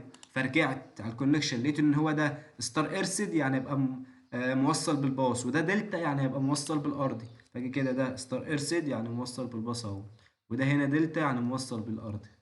بعد كده ده الباص رقم 5 اللي عندي. تمام كده. بعد كده في طبعا في ترانسميشن لاين هنا اللي هو ليه الجي اكس ترانسميشن لاين 2. بعد كده متوصل بيه الباص رقم 4. بعد الباص رقم 4 كان فيه ترانسفورمر. فاجي هنا كده اهوت يا عم اهوت ادي الترانسفورمر بتاعي، وابدا ابص بقى اشوف يمينه فوق وتحته. فلقيت ده ستار ارسد ستار ارسد يعني ده موصل بالباص، وده هيدخل على الجنريتور دايركت على طول. تمام كده. فلان ده كده موصل بالباص وده هيدخل على الجنريتور. فابدا بقى اخش على الجنريتورز اللي عندي. انا عندي كام جنريتور؟ الجنريتور الاول ده خلصته. في الجنريتور اللي متوصل هنا، الجنريتور المتوصل هنا ده لقيته ان هو ستار ارست ثرو امبيدنس. فاخد بالي انا كده بالنسبه للترانسفورمر عندي ده كده طبعا ده الترانسفورمر اهوت اللي هو الجي اكس ترانسفورمر رقم 3. صح كده. ده رقم 3 ولا رقم 2؟ ده رقم 2 اهوت. نرجع للرسمه. ده الترانسفورمر هنا رقم 2 وده رقم 3. طب تمام. وده الجنريتور رقم 3. وبعدين عندي ده كده اللي هو الجي اكس جنريتور 3. تمام. وده كان الجي اكس جنريتور. طبعا انا ليه كاتب ده زيرو؟ طبعا احنا كده كده ده زيرو سيكونس. فانا هنا ده الجي اكس جنريتور 1 وده جي اكس جنريتور رقم 3. نكتبها له تحت كده. تمام. وقال لك ان هو ثرو امبيدنس. فاجي احط له الامبيدنس بتاعته اللي هي الجي 3 اكس ام. تمام. وتبقى متوصله بالارضي. يبقى انا كده الجزء ده كده بتاع الجنريتور رقم ده كان 3 ولا رقم 2؟ الجنريتور اللي تحت ده كده اللي هو رقم 3. تمام. ده كده الجنريتور رقم 3 اللي هو الجي اكس جنريتور بتاعته والجي 3 اكس ان. تمام. بعد كده في عند الباص رقم 5 في جنريتور تاني. ادي يا عم الجي اكس جنريتور رقم 2. تمام. والكونكشن بتاعه قال لك ان هو ايه؟ قال لك ان هو ستار ارسد يعني يبقى موصل بالارض على طول. تمام. طب انا دلوقتي كده رسمت الرسمه. هل اسيبها كده؟ لا. ابدا احط بقى القيم بتاعتي. ما اسيبش الرسمه كده. الجي اكس جنريتور 1 حسبناها اللي هي حسبناها طلعت ب 15 من 100 جي. يبقى كده 15 من 100 جي. بعد كده الاكس ترانسفورمر 1 حسبناها فطلعت 0.375 جي. الاكس ترانسميشن 1 طلعت ب 0.68 جي. الترانسميشن لاين 2 كانت ب 1.178 جي. الترانسفورمر رقم 2 كان ب 0.12 جي. الجنريتور رقم 2 كان ب 0.05 جي. الترانسفورمر رقم 3 كان ب 0.18 جي. الجنريتور الاكس جنريتور نفسها كانت ب 0.075 جي. والتلاتة اكس ان، الاكس ان كانت ب 2 من 10، فتلاتة في 2 من 10 يديك 6 من 10 جي. يبقى انا كده رسمت له الزيرو سيكونس دايجرام. اجي ارسم بقى للايه، للبوزيتيف سيكونس. البوزيتيف سيكونس كل الفكره في ايه، ده هيتوصل دايركت على طول وده هيتوصل دايركت على طول. وعند الجنريتورز احط له هنا في سبلاي، وعند الجنريتور ده سبلاي وعند الجنريتور ده سبلاي، وهشيل التلاته اكس ان. ليه؟ عشان انا في البوزيتيف سيكونس مش بهتم بالكونكشن، الكونكشن مش هيفرق معايا. انا اجي اقول له كده ان انا عندي هنا ده كده اللي هو البوزيتيف سيكونس. نيجي نرسم الدياجرام بتاعنا. فانا عندي كده ادي يا عم اهوت الجنريتور رقم 1 وادي السبلاي اللي معاه ومتوصل بالارض، فكده داخل على الباص رقم 1 صح. وديت اللي هي الجي، ديت الاي جي 1، وديت الجي اكس 1. في البوزيتيف سيكونس طلعت قيمتها بكام؟ طلعت ب 6 من 10 جي. هحط له هنا بقى القيمه دايركت على طول، ماشي. ممكن اكتب له رموز الاول واحط القيمه بعد كده، او ممكن احط القيمه دايركت اللي يعجبني، فانا عاوز انجز في الوقت. بعد كده الترانسفورمر الجي اكس ترانسفورمر في حاله البوزيتيف سيكونس طلعت ب 0.375 جي. ده الباص رقم 2. بعد كده كان عندك في ترانسميشن لاين اللي هنا ده، ترانسميشن لاين رقم 1 كانت البوزيتيف سيكونس بتاعته ب 0.248 جي. وكان عندي هنا في ترانسميشن لاين رقم 2 هنا الجي بتاعته ب 0.372 جي. بعد كده هنا كان في ترانسفورمر تاني كانت الجي بتاعته ب 0.12 جي. بعد كده ده الباص رقم 5 كان ده 1 2 وده 3، وهنا ده كده 4. وبعد الخمسة هنا كان في جنريتور، ادي يا عم هيت الاكس جنريتور اللي كانت طالعه ب 1.5 جي، ومعاها السبلاي بتاعي اللي هو الاي جي 2 ده متوصل بالارض صح كده. هاجي هنا كان عندي فيه ترانسفورمر والاكس ترانسفورمر بتاعته اللي هي كانت ب 0.18 جي. وبعد كده في جنريتور للاكس بتاعته وللسبلاي بتاعي وده متوصل بالارض. فالسبلاي الجنريتور بتاعي كانت الاكس بتاعته ب 3 من 10 جي، وادي يا عم اللي هي الاي جي 3. يبقى ده كده البوزيتيف سيكونس. لو عاوز ارسم بقى النيجاتيف سيكونس، لو جيت عملتها جنبها هنا، انا عاملها هنا جنبها قصد ليه؟ عشان اوضح الفرق. كل الفرق ما بين البوزيتيف سيكونس والنيجاتيف سيكونس هي هتكون نفس الارقام، مع اختلاف ايه؟ اختلاف حاجات بسيطه، اللي هو ان انا عندي الاي جي مش موجود، تمام. والقيم زي بعض، يعني مفيش اختلاف في القيم، هي خلاص كلها واحد. ان انا عندي البوزيتيف سيكونس والنيجاتيف سيكونس كانوا شبه بعض. فانا اللي هيختلاف ده كام؟ بسم الله، ادي 3 من 10 ده كده 18. يعني مفيش اي اختلاف خالص غير ان انا بشيل السبلاي بتاعي. ده القيم كلها زي بعض. ان احنا لو جينا رجعنا هنا كانت كلها في البوزيتيف سيكونس وهي هي النيجاتيف سيكونس، البوزيتيف سيكونس هي هي النيجاتيف سيكونس، مع اختلاف ان انا بشيل السبلاي بس. يبقى انا شكل النتورك عندي هيكون بالشكل ده كده. ادي يا عم الباص رقم 1 وادي الجنريتور اهو. بعد كده باص رقم 2 ادي ده كده 1 وده 2، هنقل القيم هي هي. بعد كده ده كده الباص رقم 3، بعد ده كده في هنا ده كده. بعد كده الباص رقم 4، بعد كده في الاكس بتاع الجنريتور، بعد كده الاكس الجنريتور التاني، تمام. بعد كده ده كده الباص رقم 5، وده الجنريتور التالت. يبقى انا كده عندي قيم، ده متوصل بالارض وده متوصل بالارض وده متوصل بالارضي، فممكن اللي هو اعملها له بقى بالشكل ده كده، ان خلاص كلهم متوصلين بالارض. وهنقل نفس القيم اللي هنا، ده 6 من 10 جي، ده 0.375، ده 0.248، ده 0.12، ده 0.15، ده 0.372، ده 0.18 وده 0.3. يبقى هي هي نفس القيم. يبقى الاختلاف ما بين البوزيتيف سيكونس والنيجاتيف سيكونس ان انا شلت له السبلاي اللي عندي مش اكتر، وهيكون نفس القيم. يبقى انا كده ده المطلوب، اول مطلوب معانا اللي هو كان طالب في ايه، ان هو عاوز ان انا ادرو السيكونس دياجرام للزيرو والبوزيتيف والنيجاتيف سيكونس. تمام. بعد كده عاوز ايه بقى؟ كونستراكت الزد باوس للبوزيتيف للزيرو والبوزيتيف والنيجاتيف. تمام كده احنا هنعمل كونستراكت للزيرو سيكونس بس، والبوزيتيف والنيجاتيف زي بعض، هي نفس الفكره بقى. خلاص احنا هقعد اعمل ايه؟ ستيب باي ستيب، همسك واحده واحده واقعد اعمل ايه؟ ستيب باي ستيب. فاحنا نوضح ال الزيرو سيكونس عشان هي فيها حوار الكونكشن، اللي هو حوار ان انا عندي فيه جزء هنا مش متوصل، فعاوز اوضحها اتعامل معاه ازاي. لكن في البوزيتيف سيكونس والنيجاتيف سيكونس الدايره عاديه زي اللي كنا واخدينها في المثال اللي قبل كده، فهتعامل معاها دايركت عادي. فنيجي نعمل ايه بقى؟ انا عاوز اعمل كونستراكت للزد ماتريكس، تمام كده. نيجي للمطلوب رقم 2. مطلوب رقم 2 اهوت، اللي هو الزد باص في حاله الزيرو سيكونس. تمام. انا هعمل ايه؟ هنبدا نشتغل بقى ايه ستيب باي ستيب. فانا دلوقتي اول حاجه هنا الباص رقم 1 ده بتوصل عليه حاجه؟ لا، هو الجزء ده خلاص، الجزء اللي الناحيه دي كده، الجزء اللي هو ده كده، انا خلاص ده يعتبر ركنته. الدايره بادئه من هنا، ليه؟ مفيش كونكشن هنا في النص، فده بزيرو. نفس الفكره الجزء ده كده. يبقى انا عندي كده اكن في المساله ان الجنريتور 1 والجنريتور 2 طلعوا بره المساله. بقى شكل المساله عندي اللي هو الشكل ده كده، اللي هو الشكل ده كده، اللي هو الجزء بتاعي ده. تمام. اللي هو انا بقى عندي الجزء ده كده اللي محتاج ان انا اعمل له كونستراكت. تمام. يبقى انا كده عندي الجي اكس ترانسفورمر واحد وترانسفورمر واحد، ترانسميشن لاين واحد واثنين، وترانسفورمر اتنين، وترانسفورمر تلاته، والجنريتور تلاته. ادي شكل اللي هعمل له كونستراكت. تمام كده. فنبدا الخطوات بتاعتنا. اول حاجه كانت عندي اللي هو المتوصل بباص رقم اتنين. كان متوصل بيها مين؟ متوصل بيها ترانسفورمر اللي هو كان القيمه بتاعته 375 جي، صح كده؟ فانا اجي اقول له كده ده ستيب رقم واحد، الزد باص بتساوي، ادي يا عم ده كده الباص رقم اتنين 0.375 جي، ده الباص رقم اتنين، ادي ده اتنين وده اتنين. تمام كده. طبعا نحاول نكتب الرقم فوق بلون تاني عشان ما نتلخبطش. يبقى انا كده هكتب القيم الاساسيه بالاحمر، والرقم نفسه بالازرق. تمام كده. نيجي على الستيب رقم اتنين. الستيب رقم اتنين هبدا ازود ما بين باص اتنين وباص تلاته. انا دلوقتي بقى عندي كده، ادي ده كده الباص اتنين، وفي ترانسميشن لاين ما بين باص اتنين وباص تلاته، ده القيمه بتاعته 0.375. احنا بنعمل ستيب باي ستيب ميثود. تمام. 0.86.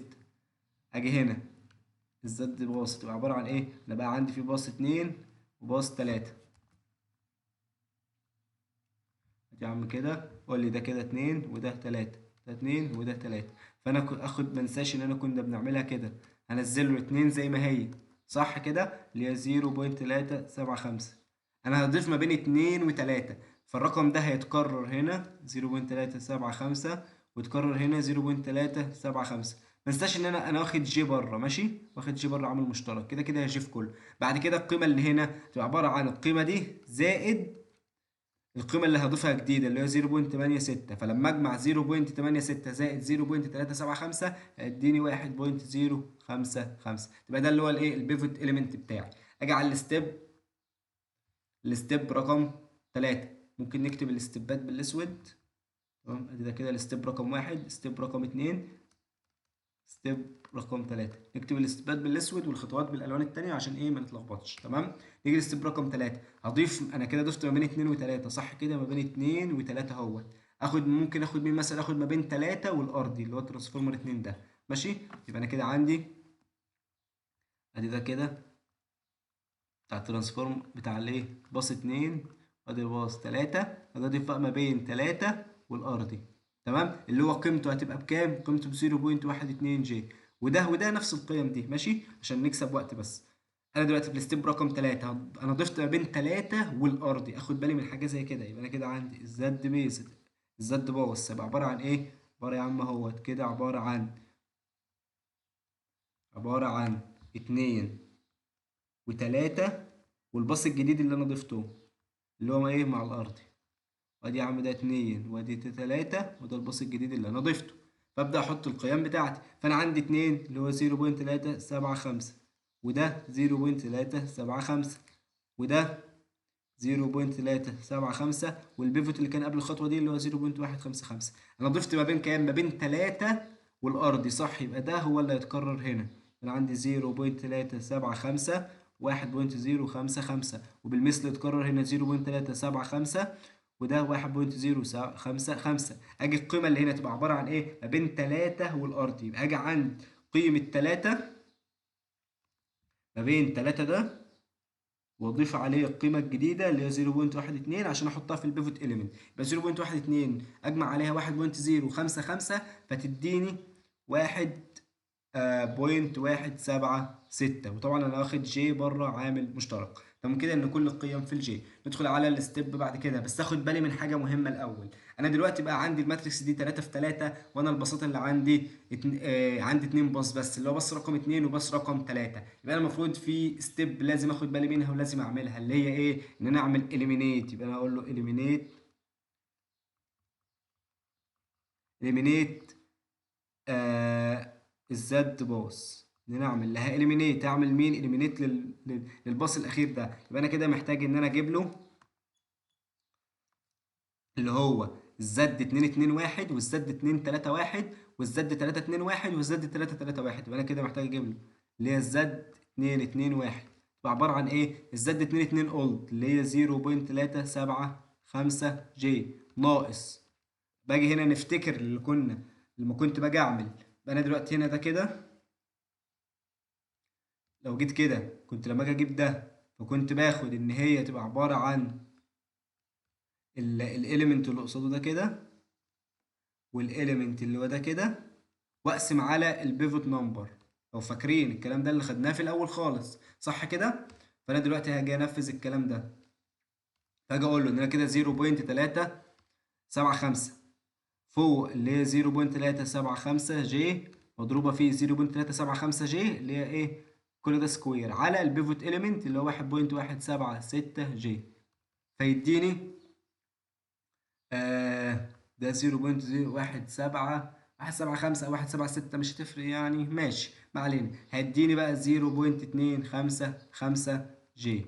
تمام. بالمثل هجيب له الزد 3 3 1 اللي هي الاولد ناقص القيمتين 3 3 اللي هي دي الاولد اهي، ناقص حصل ضرب ده في ده كل سكوير على البيفوت اليمنت، فتطلع معايا زد 3 3 1 ب 0.1077 جي. تمام. عاوز احسب بقى اللي هي الزد 3 2 1 هي الزد 2 3 1 اللي هو هاخد البيفوت اليمنت القديم واضرب ده في ده على البيفوت اليمنت بتاعي، فهتطلع معايا القيمه بتاعته ب 0.0383 جي. اجي كده اقول له بقى الايه؟ ان الزد باص بتاعتي النيو هيكون شكلها عامل ازاي؟ ان الزد باص الجديده اللي هي اخد الجي بره عامل مشترك، ادي يا عم ده 2 وده 3، ادي ده كده ده 2 وده 3، واجي اكتب له القيم بتاعتي اللي انا جبتها ان الاتنين 2 طلعت ب 0.55 0.255، وان التلاتة 3 طلعت ب 0.1077، والاتنين 3 والتلاتة 2 طلعت ب 0.0383 0.0383. بعد كده الماتريكس. بعد كده انا كده عملت له الجزء ده كده ما بين باص 2 و3 ومن 3 والارض، هاخد بقى ما بين 2 و4، وبعد كده اخد 4 والارضي. 2 و4 تمام اهيت، 4 والارضي هجمع الثلاثه دول كلهم مع بعض وانا بحسب 4 والارضي اللي هو هجمع الجزء ده كله 0.18 مع 0.075 مع 0.6، فلما جمعتهم طلعوا 0.855 اكنهم هي خلاص كده هي امبيدنس واحده واشتغل عليها. ماشي. فيبقى انا كده الستيب اللي بعد كده الستيب رقم كام؟ هنخش على الستيب رقم 4. تمام. اجي اقول له الستيب رقم 4 اللي هو ما بين الباص 2 و4.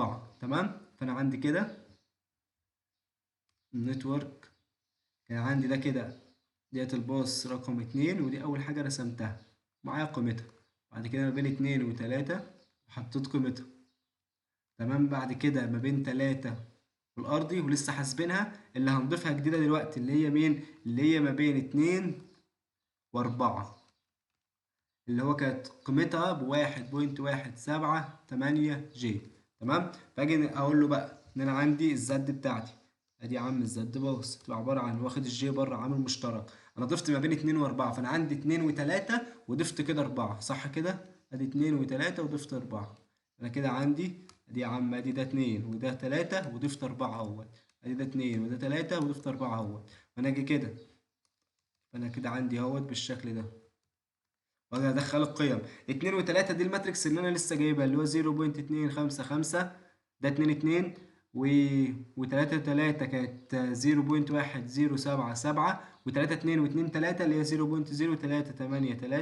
0.0383. اجي بقى اضيف ما بين مين؟ ما بين اتنين واربعة، صح كده؟ فاخد بالي ما بين اتنين هي اللي هتروح في اربعة، فانا اجي عند اتنين تبقى 0.255 و0.0383، واكررهم بالمثل هنا 0.255 و0.383. عاوز اجيب البيفوت اليمنت، يبقى عبارة عن 2 زائد 4، ادي 2 اهوت، زائد القيمة اللي هنا اللي هي القيمة اللي مين اللي انا ضفتها اللي هي 1.178. فلما اجي اجمع ده مع ده هيديني 1.433. يبقى ده كده الستيب رقم 4. خش على الستيب رقم 5.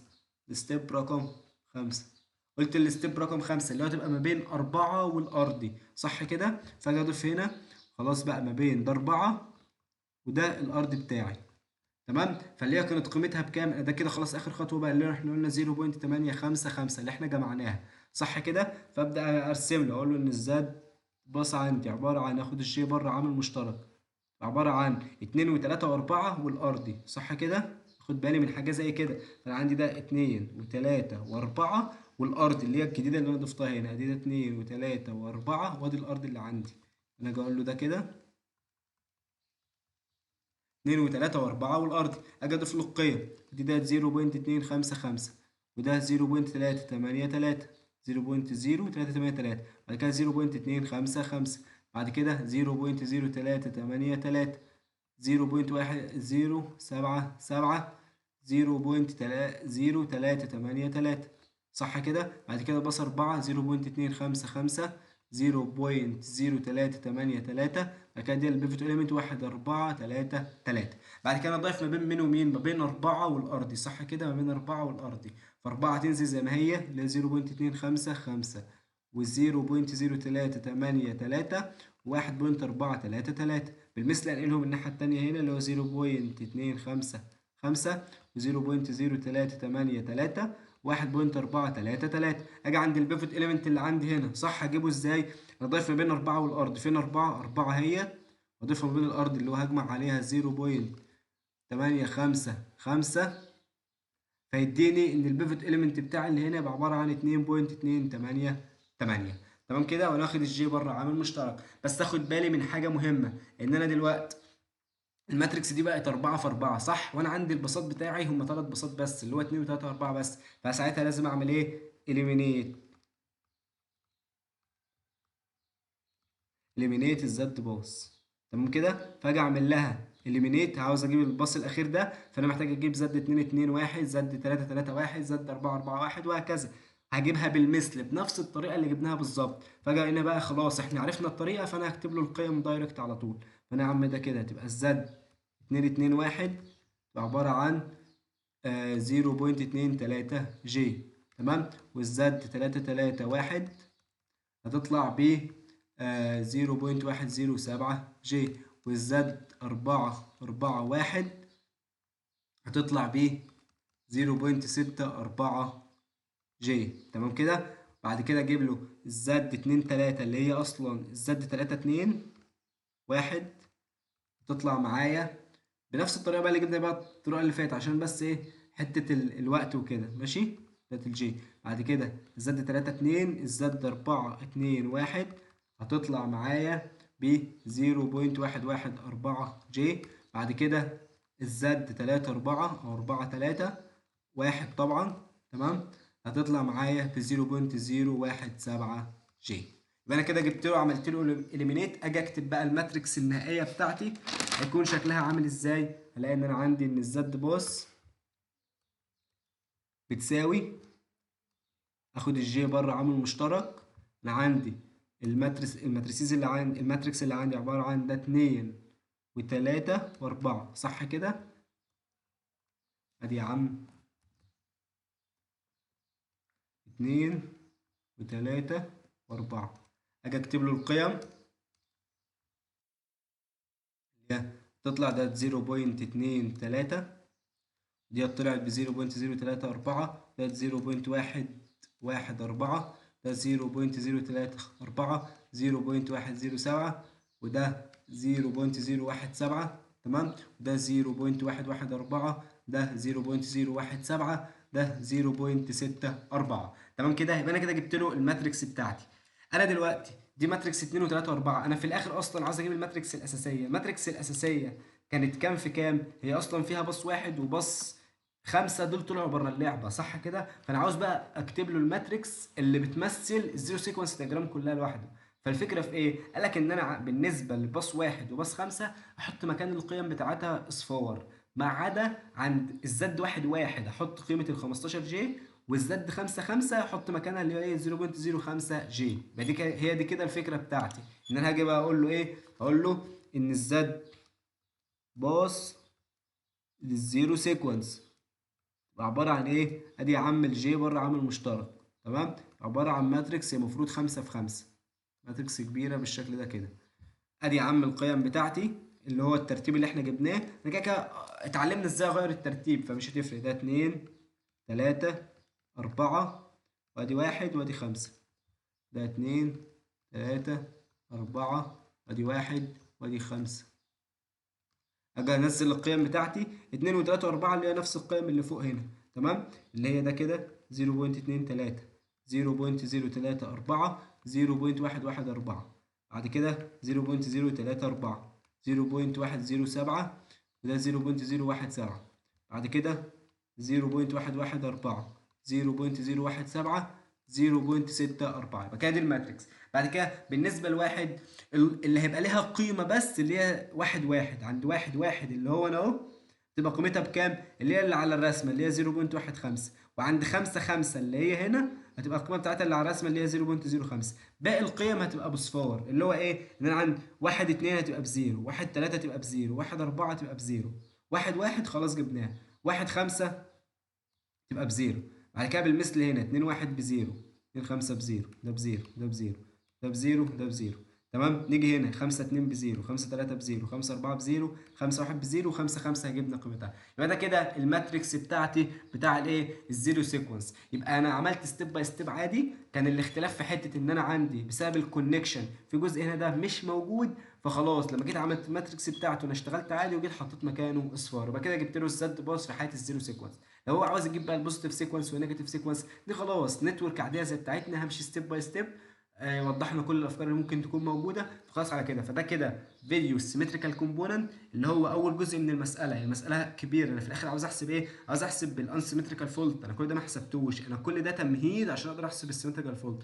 فالدكتور هتلاقيه بيجزأ المساله عشان مثلا يجزأ الدرجات على المساله وكده، ان انا هلاقي ان انا في الاول هيطلب الدرو السيكونس دياجرام اللي هو البوزيتيف سيكونس، الزيرو سيكونس، النيجاتيف سيكونس. بعد كده اعمل كونستراكت الزد ماتريكس، فاعمل لها يا اما هيبقى هو مديني الزد ماتريكس دايركت عشان اقدر احسب منها الفولت، يا اما يقول لي لا اعمل لها كونستراكت. فيا اما اعمل كونستراكت للثلاثه البوزيتيف والنيجاتيف والزيرو، يا اما انا بعمل للزيرو سيكونس وهو يديني البوزيتيف والنيجاتيف. تمام. كمان في حاجه، انا عندي البوزيتيف سيكونس والنيجاتيف سيكونس هم هيطلعوا زي بعض، ان في الاخر لو بصيت على الرسمه هي الرسمه دي هي الرسمه دي. الاختلاف في ايه؟ مفيش اختلاف غير ان انا شلت الجنريتور، والجنريتور اصلا ما كانش بيأثر معايا في الزد باص صح كده. فانا عندي كده خلاص اللي هو بمعنى اصح ان انا هلاقي في الاخر ان البوزيتيف سيكونس والنيجاتيف سيكونس انا بجيب واحده منهم والتانيه بتبقى زيها، يعني انا بجيب ماتريكس واحده ليها والتانيه بقول زيها. يبقى كده البوزيتيف سيكونس الزد باص بتاعتها هي بتاع الايه النيجاتيف سيكونس. ويبقى احنا كده خلصنا الفيديو ده.